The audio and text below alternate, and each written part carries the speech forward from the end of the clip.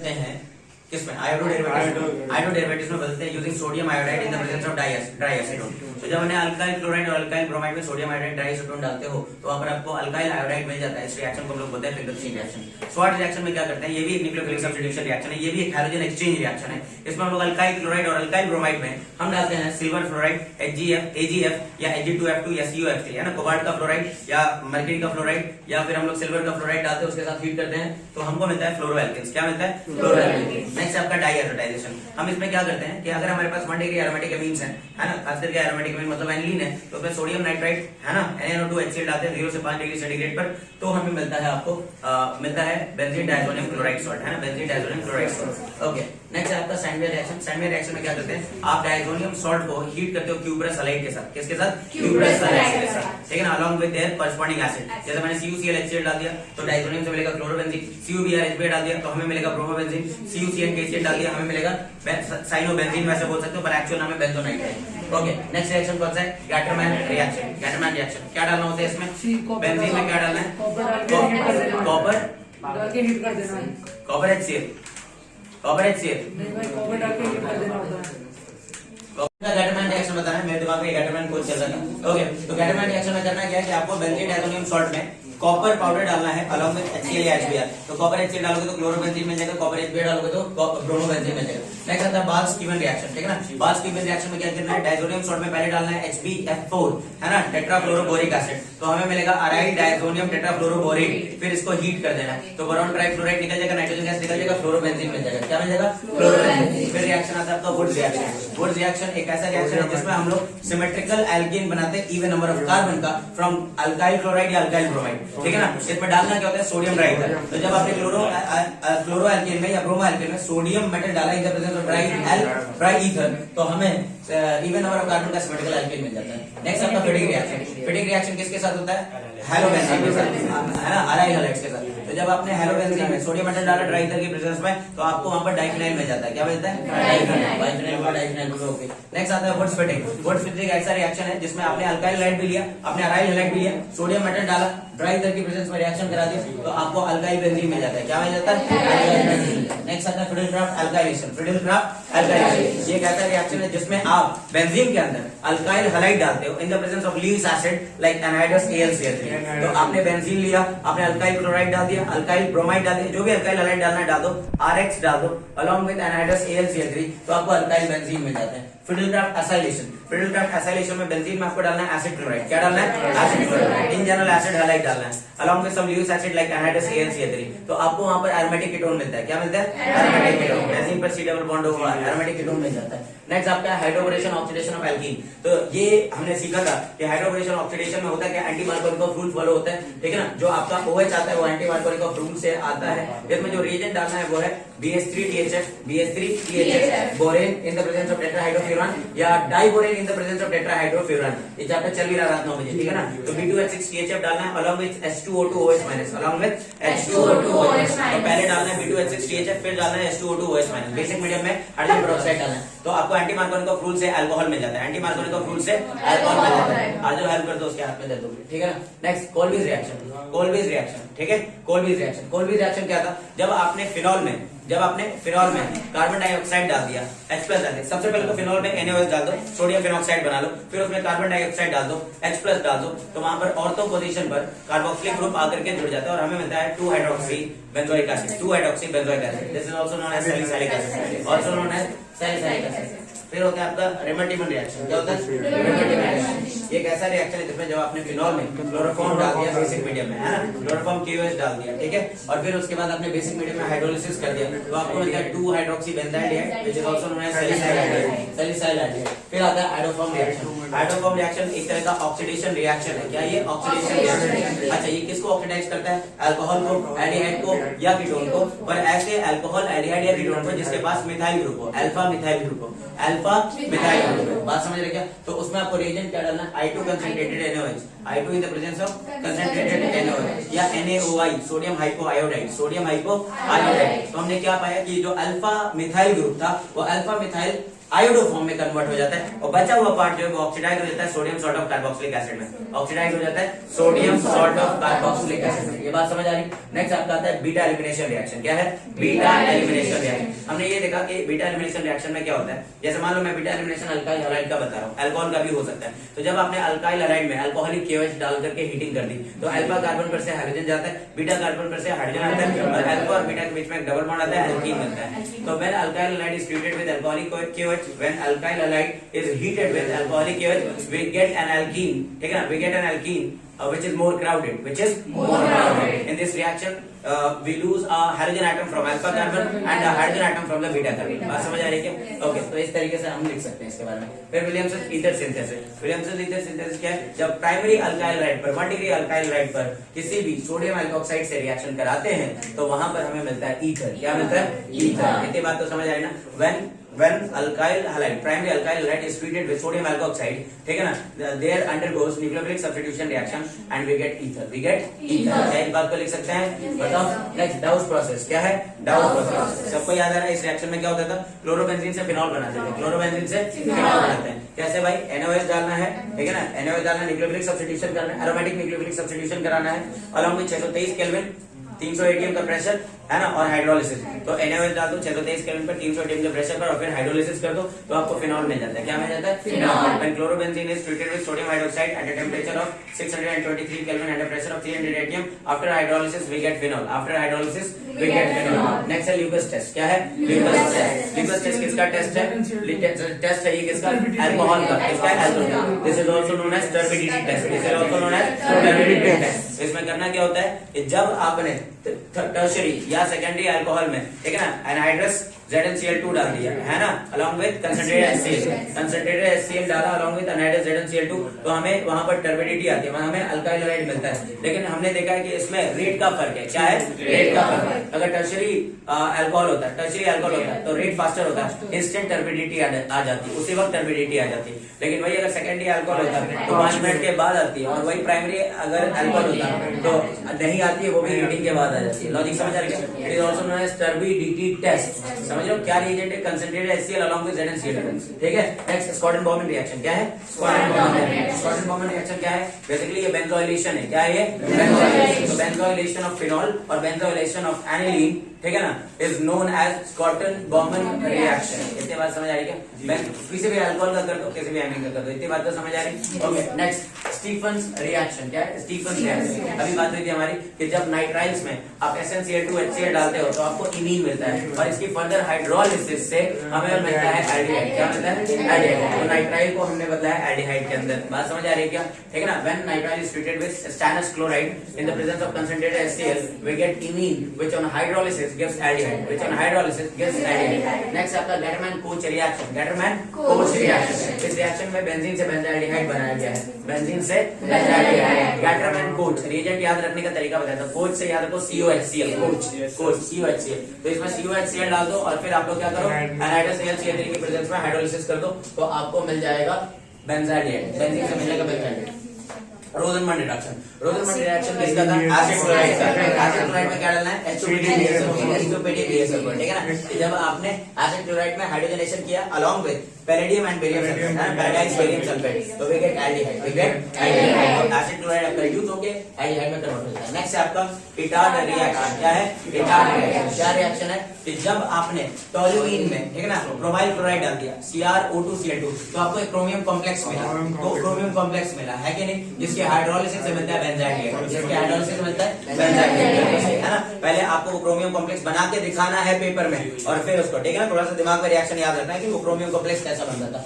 Okay, next Cannizzaro reaction. Cannizzaro reaction एक तरह का डिस्प्रोपोर्शनेशन रिएक्शन है जिसमें एक एल्डिहाइड को, अगर हमने कैसे एल्डिहाइड को जिसके पास all those aldehydes which do not have alpha hydrogen atom when they are treated with concentrated sodium hydroxide or it can be KOH as well, concentrated KOH, अगर उसको हमने हीट किया तो they undergo disproportionation reaction to give sodium salt of carboxylic acid, to give sodium salt of carboxylic acid and alcohol reduce product है alcohol, oxidise product है sodium sodium carboxylic acid, उसको further hydrolyse कर दो तो carboxylic acid ही बन जाएगा। Next reaction बच्चों aldol condensation. Aldol condensation reaction, it is a reaction which is given by those aldehydes and ketones which have got alpha hydrogen. तो जब ऐसे एल्डिहाइड और कीटोन जिसके पास अल्फा हाइड्रोजन है उसको डाइल्यूट बेस से ट्रीट किया गया तो वहां पर एक न्यूक्लियोफिलिक सब्स्टिट्यूशन रिएक्शन होता है ना, जिससे हमें मिलता है एल्डोल। और ये एल्डोल एक्चुअली कौन से केमिकल कंपाउंड है? Beta hydroxy aldehyde ketone, beta hydroxy aldehyde. It is a reaction in which those aldehydes and ketones which have got at least one alpha hydrogen when treated with dilute base gives beta hydroxy aldehyde and ketone known as aldol, which on further heating gives alpha beta unsaturated aldehyde and ketones। क्या इतनी बात समझ आ रही है? ठीक है, ये सारी बातें हैं यहाँ पर। Okay next Wolff Kishner reduction. क्या है? वोल्फ-केस्टनर रिडक्शन। किसका रिडक्शन है ये भाई? एल्डिहाइड और कीटोन्स का। क्या डालना है वोल्फ-केस्टनर? हाँ, तो जब आपने किसी एल्डिहाइड या कीटोन में इनकी मीटिंग खत्म है, पॉज करो, इनकी मीटिंग खत्म है, इनको आवाज आ रही है अब तो। जब किसी एल्डिहाइड और कीटोन में आपने हाइड्रोजन डाल दिया, ठीक है ना, अलोंग विद KOH, और जब इसको हीट किया ग्लाइकॉल के अंदर, इथिलीन ग्लाइकॉल के अंदर हीट किया गया, तो हमें जो कार्बोनिल ग्रुप है, जो C double bond O group है, वो रिड्यूस हो जाता है CH2 में। किसमें रिड्यूस होता है? CH2 में। तो अल्टीमेटली इसमें हम लोग एल्डिहाइड और कीटोन से एल्कीन बनाते हैं भाई, एल्डिहाइड और कीटोन से एल्कीन बनाते हैं। So when aldehyde and ketones are treated with hydrazine along with KOH and heated in ethylene glycol solvent, the carbonyl group is reduced into CH2 group and we get alkanes. We get alkanes. Okay, ऐसा ही reaction है Clemmensen reduction. Clemmensen reduction में बस reagent बदल देता है ना, क्या? अमाल्गम along with concentrated acid। तो जब आपने एल्डिहाइड और कीटोन्स में concentrated hydrochloric acid डाला है along with zinc chloride, then the carbonyl group is reduced into CH2 group and the aldehyde and ketones are reduced into alkanes, right? Okay, next is HBZ reaction. These are the reactions which are given by those carboxylic acid which have got at least one alpha hydrogen, which have got at least one alpha hydrogen. So those carboxylic acid which have got at least one alpha hydrogen when treated with Br2 या halogen, chlorine भी हो सकता है, Br2 या Cl2, when treated with Br2 or Cl2 in the presence of red phosphorus, when heated with Br2 या Cl2 in the presence of red phosphorus, we get alpha halo carboxylic acid। Alpha hello carboxylic acid. ये बात तो समझ आई ना, मतलब hydrogen हटेगा वहां Br और Cl आ जाएगा। ओके जी, नेक्स्ट है हंसब्राइकर रिएक्शन। क्या है? हंसब्राइकर रिएक्शन। इसमें क्या किया? जब silver salt of carboxylic acid को Br2 या Cl2 के साथ हीट किया गया तो हमें मिला RBr या RCl, मतलब अल्काइल क्लोराइड या अल्काइल ब्रोमाइड बनाने का मेथड है। वैसे तो इसको चैप्टर 10 में ही पढ़ाना चाहिए था, चैप्टर 10 में भी कुछ बच्चों को बता दिया था। This is not in NCERT also, this is not in NCERT, पर जो भी आप लोग रेफरेंस बुक लगा रहे हो या एमटीजी लगा रहे हो वहां पर जरूर मिल जाएगा ये लिखा हुआ। तो when silver salt of carboxylic acid में आप हैलोजन डालते हो, हीट करते हो, तो खास करके ये हैलोजन होना चाहिए Br2 या Cl2, I2 नहीं होना चाहिए, I2 के साथ कपलिंग हो जाती है, ठीक है ना। तो आपको वहां पर मिल जाता है अल्काइल ब्रोमाइड या अल्काइल क्लोराइड। इतनी बात समझ आई? CCl4 के साथ या CCl4 के साथ, ठीक है ना, Br2 या Cl2 in CCl4 and heat, ठीक है ना। ओके, नेक्स्ट रिएक्शन है आपका टॉलेंस ऑक्सीडेशन। क्या है? Tollens oxidation. Okay, Tollens oxidation is also known as silver mirror test, है ना। ये किसका टेस्ट है? केवल और केवल एल्डिहाइड का, चाहे एरोमेटिक एल्डिहाइड हो चाहे aliphatic aldehyde. Both aliphatic as well as aromatic aldehyde gives silver mirror test, है ना, but not ketone, but not ketone। तो ketones के साथ अगर silver mirror test करा रहे हो वहां पर कोई भी silver mirror मिलेगा नहीं। Okay, what was the reagent which was used? The reagent used in tolerance oxidation is ammoniacal silver nitrate solution, ammoniacal silver nitrate solution, AgNO3 और NH4OH, जिसका कॉम्प्लेक्स फॉर्म आपको याद होना चाहिए। वो लिखा हुआ कॉम्प्लेक्स फॉर्म में देता है AgNH3 whole twice OH, AgNH3 whole twice OH, समझ रहे हो ना। Diammine silver first hydroxide, diammine silver first hydroxide, that is the Tollens reagent actually, ठीक है ना। तो जब आपने किसी एरोमेटिक या एलिफेटिक एल्डिहाइड में टॉलेंस रिएजेंट डाला तो वो ऑक्सीडाइज होके कॉरेस्पॉन्डिंग कार्बोक्सिलेट एसिड में कन्वर्ट होता है, कार्बोक्सिलेट आयन में कन्वर्ट होता है। कीप इन माइंड वो कार्बोक्सिलेट आयन तक ही ऑक्सीडाइज होता है, फर्दर उसमें H+ डालना होगा तब जाकर के वो देगा कार्बोक्सिलिक एसिड। ऐसी बात समझ आ रही? कीटोन्स के केस में आपको सिल्वर मिरर बनता हुआ नहीं मिलेगा। नेक्स्ट है आपका फेलिक्स ऑक्सीडेशन। क्या है? फेलिक्स। तो फेलिक्स ऑक्सीडेशन सिर्फ और सिर्फ एलिफेटिक एल्डिहाइड देंगे, ना तो कीटोन देगा ना तो एरोमेटिक एल्डिहाइड देगा। रिएजेंट यूज करने के लिए दो सॉल्यूशन चाहिए, Fehling A and Fehling B. Fehling A क्या होता है? Aqueous copper sulphate, aqueous copper sulphate. और फेलिंग बी क्या है? सोडियम पोटेशियम टार्ट्रेट का alkaline solution, sodium potassium tartrate का एल्कलीन सॉल्यूशन। ये सब वाइवा के भी क्वेश्चंस है, समझ रहे हो नहीं समझ रहे हो। जब इनको मिक्स करके हमने किसी भी एलिफेटिक एल्डिहाइड में हीट किया तो हमें रेडिश ब्राउन पीपीटी मिला। ये रेडिश ब्राउन पीपीटी किसका बनता है? Cu2O का, Cu2 टू होगा क्यूप्रस ऑक्साइड का, है ना। This confirm that the particular aldehyde was aliphatic and not aromatic and neither that was ketone. इतनी बात समझ आ रही। Next Benedict oxidation. Benedict oxidation is again same as Fehling's, ठीक है ना। इसमें भी दो सॉल्यूशन यूज करते हैं, एक तो होता है एक्वस कॉपर सल्फेट, पर सोडियम पोटेशियम टाइट्रेट ना लेके क्या लेते हैं, सोडियम सिट्रेट। क्या लेते हैं, सोडियम सिट्रेट। एल्कलीन सॉल्यूशन होता है सोडियम सिट्रेट का। बात समझ रहे हो क्या, बता रहे थे ना ये तो, खैर नहीं भी बताया तो आपके एनसीईआरटी में नहीं है। इसमें भी वही होता है, रेडिश ब्राउन कलर आता है क्यूप्रस ऑक्साइड के फॉर्मेशन का। ओके, नेक्स्ट आपका esterification reaction. We all know this esterification, हालांकि जब आप एक्सप्लेन करेंगे तो आप एसिड के साथ ही एक्सप्लेन कर देना। When carboxylic acid and alcohol is treated with concentrated sulfuric acid, we get a compound, a fruity smelling compound known as ester. fruity smelling होता नहीं है but still NCERT बचपन से ऐसे लिखवाया जा रहा है 10th में, ठीक है ना। Okay, we get a fruity smelling compound known as ester, है ना। एक रिएक्शन जरूर लिख के देना, एग्जांपल जरूर देना, ठीक है। नेक्स्ट इसके बाद है हॉफमैन अमोनोलिसिस। अब तो ये वाले तो रिसेंट है, याद होंगे दिमाग में, ठीक है ना। Hoffmann ammonolysis, when alkyl chlorides या alkyl halides and ethanolic solution of ammonia are heated in a glass tube, ठीक है ना। Nucleophilic substitution reaction takes place and we get mixture of primary, secondary, tertiary amines along with quaternary ammonium salt। याद आ रहा है क्या? एक आध point लिखवाए थे मैंने यहाँ पर, वो लिखने की जरूरत तो नहीं है, पर याद रखो, रिकॉल करा तुम्हें। अमोनिया एक्सेस में रहा होगा तो 1 डिग्री अमीनी मेजर प्रोडक्ट है, मिक्सचर नहीं बनेगा, बाकी नहीं बनेंगे। और अगर अमोनिया लिमिटिंग रिएजेंट है, अल्काइल हैलाइड एक्सेस में था, तो ये जो भी अमीन बन रहे हैं आपस में रिएक्ट करके क्वाटरनरी अमोनियम सॉल्ट तक जाते होंगे। खैर आपको तो ये बताना है कि जब अल्काइल हैलाइड और जब अमोनिया को, ठीक है ना, इथेनॉलिक मिक्सचर को आपने एक ग्लास ट्यूब में हीट किया है तो आपको वहां पर एमीन मिलते हैं। क्या मिलते हैं? एमीन मिलते हैं। Hoffmann ammonolysis. Okay, Hoffmann bromide degradation किसका रिएक्शन है? अमाइड का। किसका है? अमाइड का। तो जब किसी भी एसिड अमाइड में Br2KOH डाला, Br2KOH, ये KOH क्या होना चाहिए? अल्कोहलिक एक्वस या दोनों?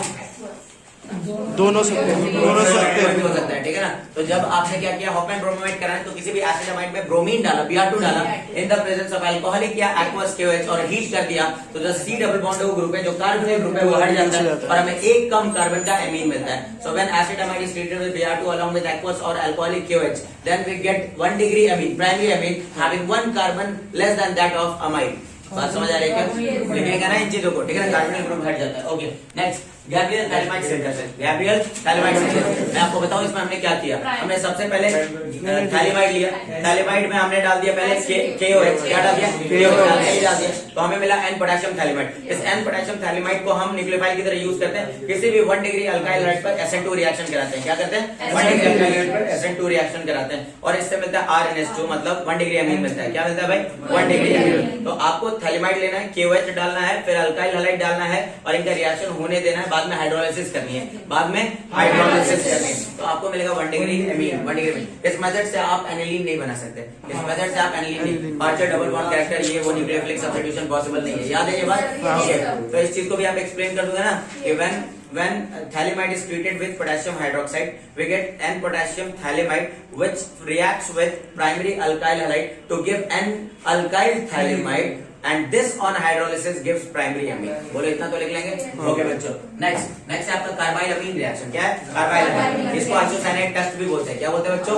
Isocyanate test. तो कार्बाइल अमीन रिएक्शन किसका टेस्ट है? प्राइमरी अमीन का, चाहे एलिफेटिक चाहे एरोमेटिक। तो आप यही बोलोगे क्या डालना होता है इसमें? Chloroform along with alcoholic KOH, याद है ना। Okay, so when primary aliphatic or aromatic amine is treated with chloroform along with alcoholic KOH, ठीक है ना, we get a foul smelling compound which is isocyanate, which is alkyl isocyanate, also known as carbyl amine, also known as carbyl amine। कहते भी बात समझ आ गई। Next coupling reaction. क्या है ये? Coupling reaction. कपलिंग रिएक्शन हम डायजोनाइजेशन के थ्रू ही समझाएंगे, डाइजोनियम कैसे समझेंगे। when diazonium salt is treated with phenol in basic medium, we get orange dye known as para hydroxyazobenzene. Also, when the diazonium was treated with aniline in acidic medium, ठीक है, we get para aminoazobenzene which is yellow in color, ठीक है ना। हाँ, तो आप बता देना कि ये आपस में कपल कर जाते हैं और इस तरीके का कंपाउंड बना देते हैं, ठीक है ना। ओके, नेक्स्ट रिएक्शन है आपका हिल्सबर्ग टेस्ट। सबसे पहले आप हिल्सबर्ग रिएजेंट क्या ये जानते होंगे? Benzene sulphonyl chloride. Benzene sulphonyl chloride. So when primary amines are treated with Hinsberg reagent, that is benzene sulfonyl chloride, we get N alkyl benzene sulphonamide, ठीक है ना, which has acidic hydrogen on treatment with KOH, on treatment with KOH it forms a alkali soluble salt, it forms a alkali soluble salt, ठीक है ना। Secondary के साथ बता देना कि कोई भी alkali soluble salt नहीं बनता है। क्या इतनी बात समझ आ गई? लिख के ले आओगे बताओ।